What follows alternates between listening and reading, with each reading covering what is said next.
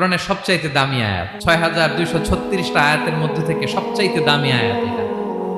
আযম আয়া ফিল কুরআনিল কারীম, আল্লাহর কোরআনের সবচাইতে দামি আয়াত, the greatest verse in the Quran.